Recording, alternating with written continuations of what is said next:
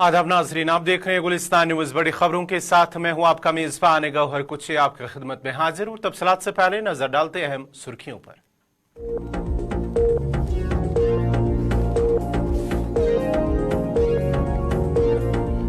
Israel Hamas जंग जारी, गजा में जबालिया कैंप पर इजरायली फोर्सेस की बमबारी, 90 फलस्तीनी जाम बहक, सैकड़ों जख्मी।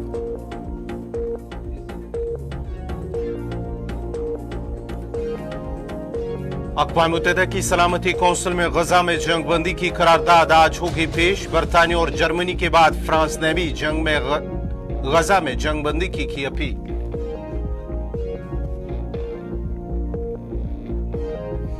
और तमिलनाडु के कई अजला में मूसलाधार बारिश की वजह से मामूलात जिंदगी दरहम बरहम। बारिश से ट्रेनें और परवाजें मुतासिर अजला में स्कूल कॉलेज बंद।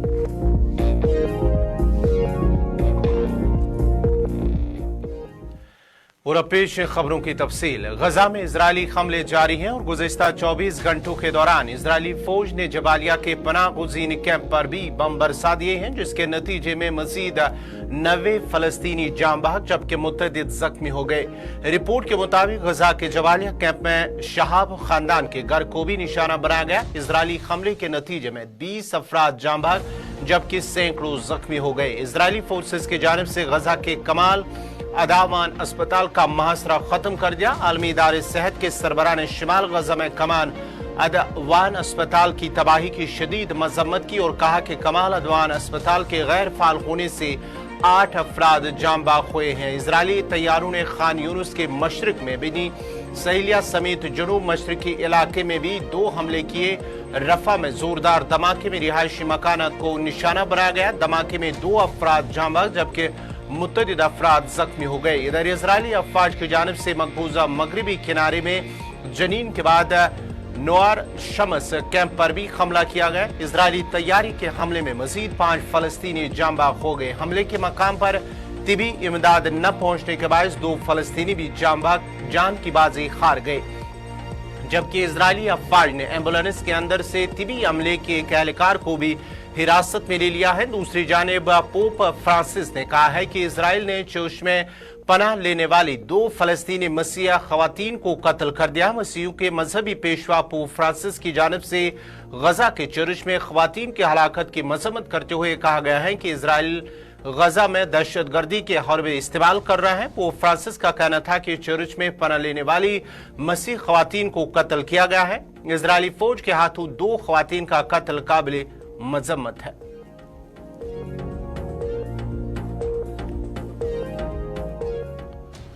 इधर गजा में फौरी और देरीपा जंग बंदी के लिए अक़वाम मुत्तहिदा की सलामती कौंसिल में करारदाद आज फिर पेश की जाएगी। चंद रोज पहले अमेरिका ने जंग बंदी की करारदाद वीटो कर दी थी। अक़वाम मुत्तहिदा की जनरल असेंबली से जंग बंदी की करारदाद बाहरी अक्सरियत से मंजूर होने के बाद सलामती कौंसिल पर अक़वाम मुत्तहिदा के लिए दबाव बढ़ गया है। मुत्तहिदा अरब इमारात की मुतारिफ करदा नई करारदाद में गजा की पट्टी में पायदार जंग बंदी का मुतालबा किया गया है। नई करारदाद में इजरायली हमलों की मजम्मत और 2 रियासती हल की हिमायत का इयादा किया गया है। करारदाद में तमाम यरगमालियों की फौरी और गैर मशरूत रिहाई का भी मुतालबा किया गया है। दूसरी जानिब मिस्री हुकाम ने दावा किया है कि इजराइल और हमास जंग बंदी और यरगमालियों की रिहाई के लिए तैयार है। इजराइल हमास का जंग बंदी मुआहदे की तफसीलात पर इख्तिलाफ बाकी है। इजरायली अपोजिशन लीडर ने इजरायली वज़ीर आज़म बेंजामिन नेतन्याहू से मुस्तफ़ी होने और इंतखाबात कराने का मुतालबा कर दिया है। इधर अमरीकी वज़ीर दिफा लॉयड ऑस्टिन आज इजराइल पहुंचेंगे। अमरीकी हुकाम के मुताबिक लॉयड ऑस्टिन गजा में जंग की मुद्दत का तयन करने के लिए इजराइल पर दबाव डालेंगे।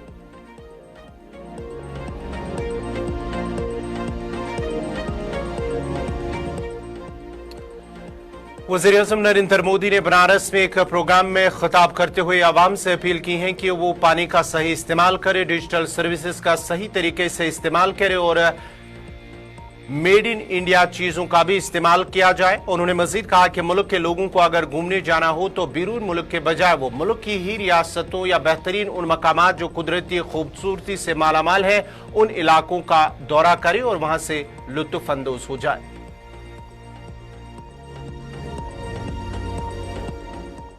मेरा पहला आग्रह है, पानी की बूंद बूंद बचाइए और जल संरक्षण के लिए ज्यादा से ज्यादा लोगों को जागरूक करिए। दूसरा, गांव-गांव जाकर लोगों को डिजिटल लेन देन के प्रति जागरूक करिए, ऑनलाइन पेमेंट सिखाइए। तीसरा, अपने गांव, अपने मोहल्ले, अपने शहर को स्वच्छता में नंबर 1 बनाने के लिए काम करिए। चौथा, जितना हो सके आप लोकल को, स्थानीय प्रोडक्ट को प्रमोट कीजिए, मेड इन इंडिया प्रोडक्ट्स का ही इस्तेमाल करिए। पांचवा, जितना हो सके पहले अपने देश को देखिए, अपने देश में घूमिए, और अगर दूसरे देश जाना हो तो जब तक पूरा देश नहीं देख लेते, विदेशों में जाने का मन नहीं करना चाहिए। और मैं आजकल तो ये बड़े बड़े धन्ना सेठों को भी कहता रहता हूं कि विदेशों में जाकर के शादी क्यों कर रहे हो भाई? तो मैंने कहा मेड इन इंडिया, इंडिया में शादी करो। मैं छठी बात कहता हूं, प्राकृतिक खेती के प्रति किसानों को ज्यादा से ज्यादा जागरूक करते रहिए। मैंने ये आग्रह पिछली बार भी आपसे किया था, फिर इसे दोहरा रहा हूं। ये धरती मां को बचाने के लिए बहुत जरूरी अभियान है। मेरा 7वां आग्रह है, मिलेट्स को, श्री अन्न को अपने रोजमर्रा के खाने के जीवन में शामिल करिए। इसका खूब प्रचार प्रसार कीजिए, सुपर फूड है। मेरा 8वां आग्रह है, फिटनेस, योग हो, स्पोर्ट्स हो, उसे भी अपने जीवन का अभिन्न हिस्सा बनाइए। उत्तर प्रदेश के वजीर आला योगी आदित्यनाथ का कहना है कि पीएम मोदी की क़यादत में हम एक नए हिंदुस्तान का मुशाहिदा कर रहे हैं, एक ऐसा हिंदुस्तान जिस पर पूरे मुल्क के लोगों को फख्र है। उन्होंने कहा कि लोग इस मुल्क में आलमी मईयार का बुनियादी ढांचा देख रहे हैं। जी के नेतृत्व में आज हम सब देशवासी एक नए भारत का दर्शन कर रहे हैं। एक ऐसा भारत जिस पर 140 करोड़ का भारतवासी गौरव की अनुभूति कर रहा है, जिसका दुनिया में सम्मान बढ़ा है, जिसने देश के अंदर आधुनिकतम वर्ल्ड क्लास इंफ्रास्ट्रक्चर को अपनी आंखों से देख रहा है, जो अपनी विरासत पर गौरव की अनुभूति कर सकता है। और हम सब भारतवासी इस बात के लिए विभूत हैं कि पहली बार गरीब किसी सरकार की एजेंडे का हिस्सा बना है, उसका चेहरा देख करके नहीं, बल्कि बिना भेदभाव शासन की योजनाओं की जानकारी और योजनाओं का लाभ आज मोदी जी की गाड़ी के माध्यम से, मोदी गारंटी के माध्यम से वह हम सबके सामने देखने को मिल रहा है। और भाइयों बहनों, आपने कल से प्रधानमंत्री जी के 2 दिवसीय प्रवास के सघन कार्यक्रम को अपनी आंखों से देखा होगा कि पहली बार आपने देश के किसी प्रधानमंत्री को देखा होगा आजादी के बाद का कि जो पहली बार अंतिम पायदान पर बैठे हुए व्यक्ति के साथ बैठ करके योजनाओं की जानकारी भी ले रहा है और योजनाओं के क्रियान्वयन की प्रगति को अपनी आंखों से देख करके आगे क्या कुछ किया जाना है, इसके बारे में आगामी कार्य योजना के साथ भी आपके सामने उपस्थित हैं। और इस अवसर पर भाइयों बहनों, विकसित भारत संकल्प यात्रा हम सबके सामने है। कल काशी नगर की यात्रा में और आज काशी के ग्रामीण क्षेत्र में सेवापुरी विधानसभा क्षेत्र के इस बरकी गांव में इस विकसित भारत संकल्प यात्रा में मोदी जी की गारंटी वाली गाड़ी के सामने उन सभी लाभार्थियों के साथ और यात्रा में उपस्थित सभी नागरिकों के साथ आदरणीय प्रधानमंत्री जी के संवाद को आपने लाइव भी देखा होगा। प्रधानमंत्री जी के नेतृत्व में नेशनल कॉन्फ्रेंस लीडर और मेंबर पार्लियामेंट हसनैन मसूद ने लोकसभा में हालिया सिक्योरिटी चूक पर कहा है कि हिज़्ब इख्तिलाफ की मांग है कि वज़ीर आज़म या वज़ीर दाखिला ऐवान में इस पर बात करे, और उन्हें कहा कि हिज़्ब इक़्तिदार ऐवान की कार्रवाई चलने नहीं दे रहे हैं। एक वाक़ा हुआ, एक संगीन जो है, आप जानते हैं, आप मुझसे इत्तेफाक करेंगे, एक सिक्योरिटी लैप्स हुआ, संगीन लैप्स हुआ। देखिए, ऐसा ही नहीं कि किसी ने आवाज़ दी वहाँ बालकनी से, बल्कि ये हुआ कि वो उतर रहे नीचे, और नीचे उतर गए, कीमाई कोई चीज़ शय थी, उसका इस्तेमाल किया गया। तो ये संगीन मामला है। तो अगर हम नहीं कहेंगे तो क्या आप कहेंगे कि हमें इसके साथ इत्तेफाक करना? बीजेपी कह रही है, सरकार भी कह रही है कि लोकसभा स्पीकर का अधिकार है। ये कहाँ से कि प्रधानमंत्री या गृह मंत्री बोले? अगर हमारे साथ राज्यपाल नहीं होगा तो आप हमें ही कटरे में खड़े करेंगे कि भाई कैसा हिज़्ब इख्तिलाफ है, यहाँ पर इतना बड़ा वाक़ा हुआ। बात ये, हम क्या चाहते हैं? हम सिर्फ ये चाहते हैं कि हमारे होम मिनिस्टर साहब हैं या प्राइम मिनिस्टर साहब आके सदन को अपने एतमाद में ले लें, सदन में बयान दें और कहें कि क्या वाक़ा हुआ, दरअसल कौन कर रहा है ये जो हाउस नहीं चलने दिया जा रहा है, ये ट्रिगर कौन रहा है, ये तो हिज़्ब कर रहा है। हम क्या कह रहे हैं? हम तो कह रहे हैं कि भाई एक बयान दे दो, कहोगी क्यों हुआ, कैसे हुआ, क्या करने जा रहे हो, मसला ख़त्म। लेकिन कह रहे नहीं, मैं नहीं मानता, मैं नहीं जानता। तो यही वो जो अपोजिशन अब ये कह रहा है कि उनका तरीका गलत था लेकिन मांगे जायज़ थी। राहुल गांधी भी कह रहे हैं कि बेरोजगारी का मुद्दा है, जयराम रमेश भी कह रहे हैं। देखिए, बात यह है कि जो वो जिन्होंने वो उठाया तो उसका क्या पस मंज़र था, उसके बारे में अपनी अलग अलग राय है। उन बैकग्राउंड क्या फैक्ट्स है, कोई कैसे इसका इनको इंटरप्रेट करेगा, इसकी तशरीह करेगा, वो तो अपनी अपनी राय है। लेकिन ये सही है कि पार्लियामेंट में आकर, ये तो देश की, ये तो सबसे बड़ा ये तो राष्ट्रीय पंचायत, यहाँ आकर ऐसा कुछ करना ठीक नहीं है जो जैसे किया गया। कांग्रेस लीडर और मेंबर पार्लियामेंट गौरव गगोई ने ऐवान में सिक्योरिटी चूक पर कहा है कि मरकजी वजीर दाखिला अमित शाह पार्लियामेंट के अंदर बोलने से डरते हैं। उन्होंने कहा है कि उनकी निगरानी में जमहूरियत के इस मंदिर पर हमला हुआ है और वो हमेशा के लिए जांच पड़ताल से बच नहीं सकते। Home Minister Amit Shah is afraid of speaking inside the parliament. That's why he is commenting on the parliament attack on TV studios. But he is afraid of the scrutiny inside parliament, and that is why till today, it has been now maybe 3-4 days since the parliament breach has taken place, we have not seen him inside the Lok Sabha.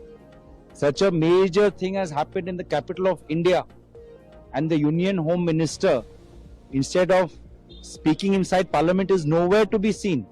That means they are afraid of speaking in Parliament. It is a blot on the record of the Union Home Minister that under his watch, this temple of democracy has attacked, and he cannot avoid scrutiny forever. They might suspend our MPs, but they cannot take away our right to ask questions. But will the House be able to run as your opposition is demanding the statement of Home Minister?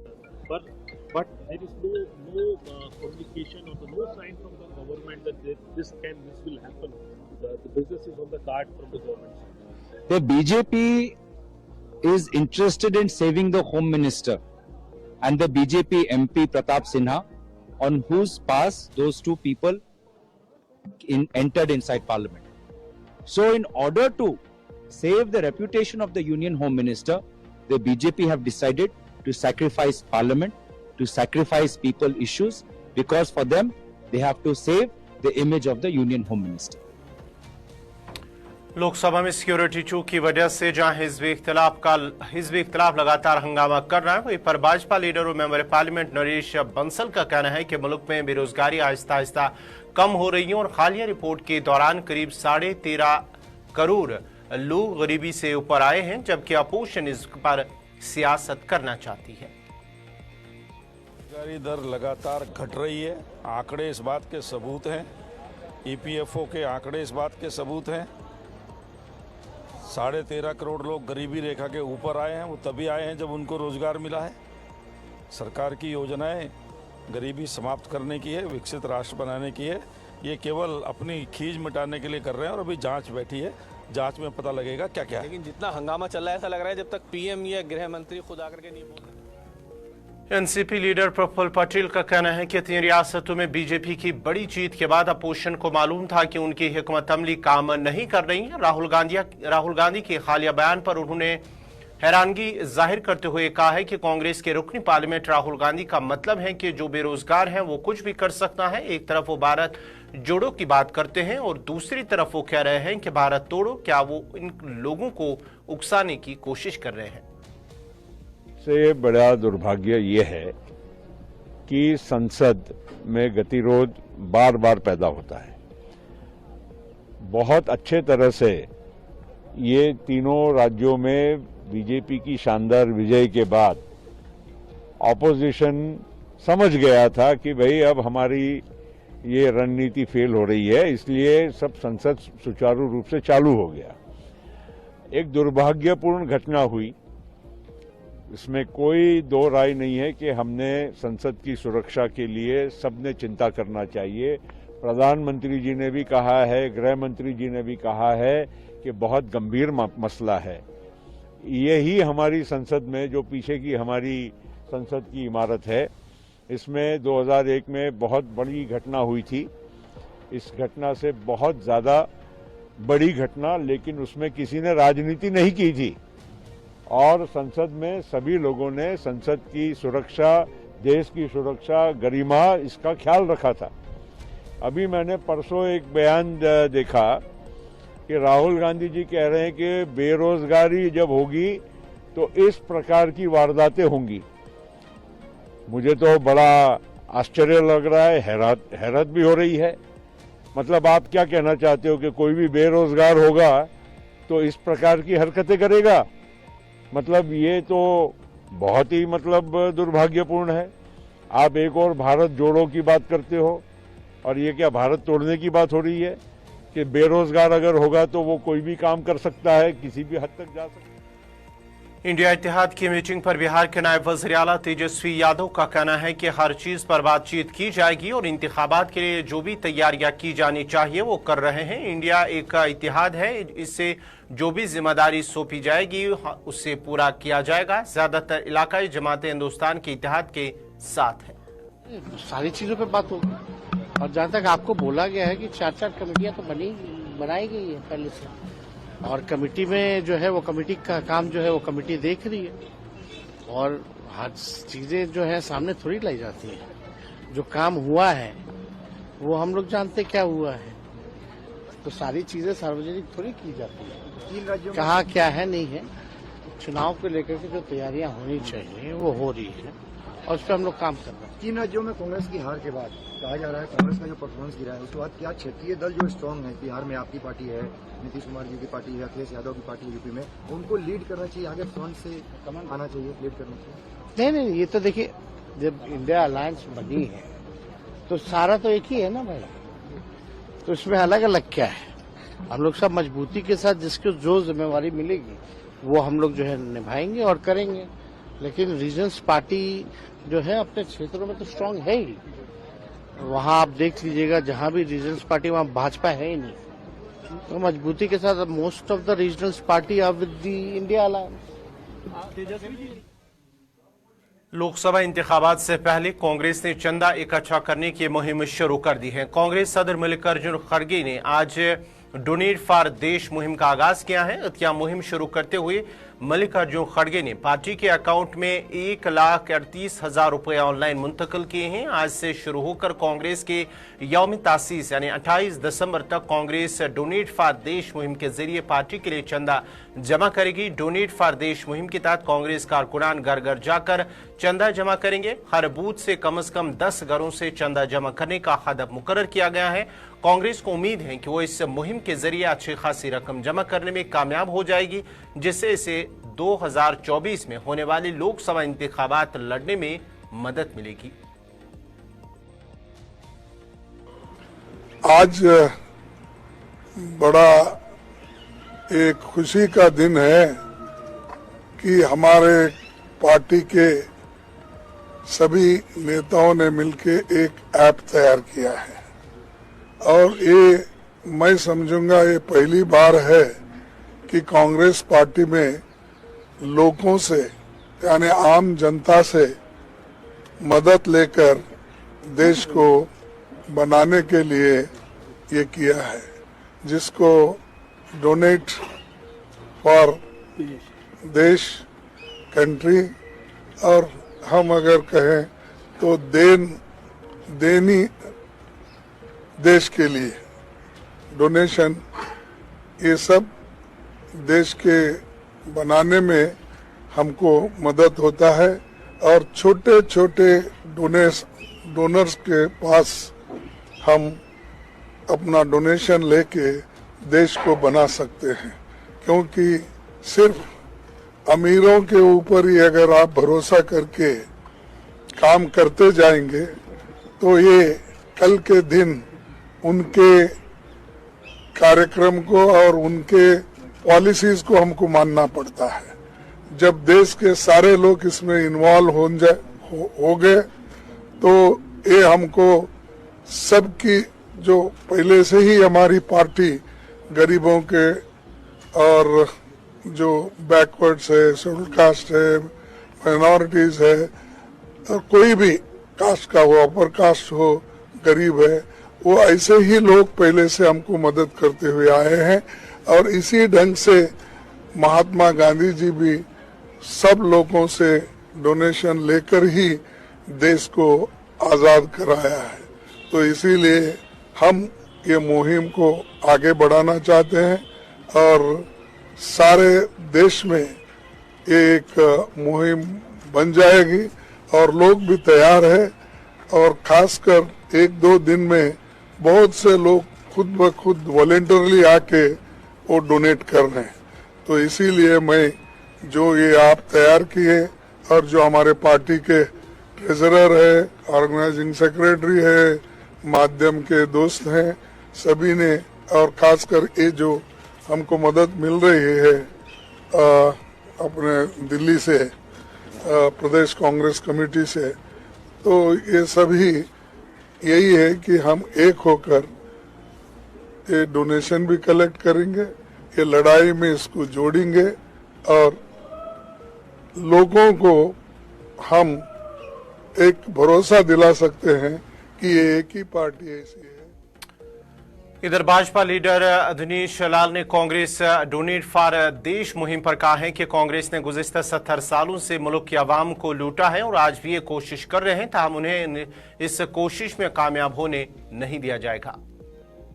Congress ने हमेशा सिर्फ देश की जनता को भ्रम में रखा, देश की जनता को लूटा है, आगे भी वो वही करना चाहते हैं। पर देश की जनता जाग चुकी है, न उनको 1 रुपया कोई चंदा देगा और ना ही इनको दोबारा कभी मौका मिलेगा कि ये देश को लूट पाए। आज महिला कांग्रेस भी जंतर मंतर पर प्रोटेस्ट कर रही है और आरोप ये लग रहा है कि जिस तरह से बेरोजगारी, महंगाई को लेकर के इन युवाओं ने कदम उठाया है, अगर सरकार बेरोजगारी और महंगाई पर काम करती तो शायद संसद में जो हुआ है वो नहीं होता। मुझे लगता है जितना बढ़िया काम देश में नरेंद्र मोदी जी के नेतृत्व में हुआ है, पहले कभी नहीं हुआ। वैश्विक महामारी के दौरान जब पूरी दुनिया की अर्थव्यवस्था चरमरा गई, वैसे में भी हमारा देश लगातार तेजी से आगे बढ़ रहा है। तो ये विपक्ष का नाटक है, उनको नौटंकी करने दीजिए। देश को मजबूत करने के लिए प्रधानमंत्री जी काम कर रहे हैं और उनके नेतृत्व में हम सब कार्यकर्ता काम कर रहे हैं। 22 जनवरी को प्राण प्रतिष्ठान हो रहा है अयोध्या में और आप भी यूपी से सांसद हैं, आपसे मिली हुई सीट है, कितना असर पड़ेगा 2024 के चुनाव पर? ये हिंदुत्व का एक और कार्ड आप लोग खेलने जा रहे हैं। ये कार्ड नहीं है, ये सत्य है। आपने देखा होगा कि कोई व्यक्ति मर जाता है तो उसके पीछे चलने वाले लोग एक ही बात बोलते हैं, राम नाम सत्य है। अगर उस पे आदमी मंथन करे तो उसको पता चलेगा ये पूरा ब्रह्मांड राम ही है। राम से बड़ा राम का नाम क्यों कहते हैं? क्योंकि राम ही है ये ब्रह्मांड। और ये बात सबको पता चल चुकी है और सब लोग जो है, जब प्राण प्रतिष्ठा होगा, पूरे दुनिया से लोग आकर के वहाँ भगवान राम के दर्शन करेंगे। और सबसे बड़ी बात यह है कि दुनिया के बाकी देश के लोग अगर न जाने तो समझ में आता है, पर हिंद में पैदा होकर हुआ राम का नहीं, तो जो राम का नहीं वो किसी काम का नहीं, ये पूरा देश जानता है। इंडिया अलायंस तैयारी कर रहा है 2024 को, आप लोगों को घेरने की तैयारी है। कल बैठक होने वाली, अहम बैठक है और शुरुआत यूपी से हुई है। यूपी से आप सांसद है, कैसे देख रहे हैं? करने दीजिए, उनको करना ही चाहिए, बैठक तो उनकी होनी चाहिए। वो लोग अपनी तैयारी कर रहे हैं, पर जनता में जाकर के हम लोग जैसे काम कर रहे हैं, जनता का जो आशीर्वाद मिल रहा है, कांग्रेस कहीं टिकने वाली नहीं है। कहीं भी दूर दूर तक कोई जनाधार नहीं है उनके पास। जनता को जिनको लाभ मिल रहा है, मतलब कभी मैंने अपने जीवन काल में नहीं देखा था कि कोई अधिकारी, कोई कर्मचारी, कोई नेता गांव-गांव में जा कर के कैंप लगा करके और लोगों को सुविधा दे रहा है। पहले तो मैंने यही देखा था कि गरीब कहीं तहसील पे भाग रहा है, कहीं ब्लॉक पे भाग रहा है अपना काम कराने के लिए, लेकिन नरेंद्र मोदी जी के नेतृत्व में हर कर्मचारी, हर जनता का प्रतिनिधि जनता के बीच जा कर के, गाँव में जा कर के उनका काम कर रहा है। यही तो चाहिए था। लगता है कि कांग्रेस ने हमेशा ऑफ इंडिया जो कि हुक्मरान जमात CPIM की तलबा विंग है ने ब्लैक फ्लैग लेकर यूनिवर्सिटी के गेस्ट हाउस के बाहर गवर्नर आरिफ मोहम्मद खान के खिलाफ एहतजाजी मार्च किया है। इधर केरला के गवर्नर आरिफ मोहम्मद खान ने SFI के एहतजाज पर कहा कि वो एहतजाज करेंगे क्योंकि वो यूनिवर्सिटी में एक अमरात याफ्ता ओहदे पर फाइज है, जबकि उन्हें किसी तहफ़्फ़ुज़ की जरूरत नहीं है।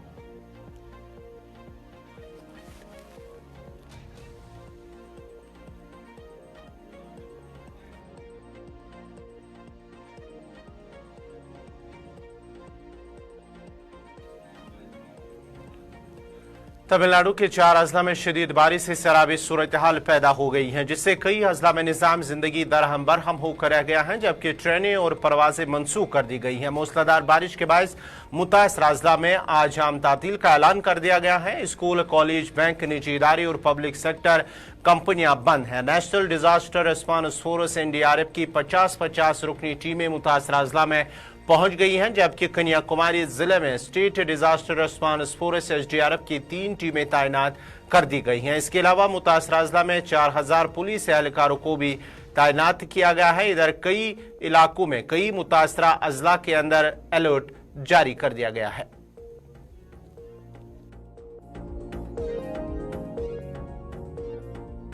That in ITCZ, the winds from the northern hemisphere and southern hemisphere meeting point, that is there, and over that area, the movement of the equatorial troposphere waves is moving there. Under the influence of these interactions, we get the upper circulation there area. That resulted in the heavy rainfall. This one. Now, the system is having a lot of moisture fluxes over the southern peninsular region, and convergence is also there, flux is also there, and models are indicating extremely heavy rainfall over the region.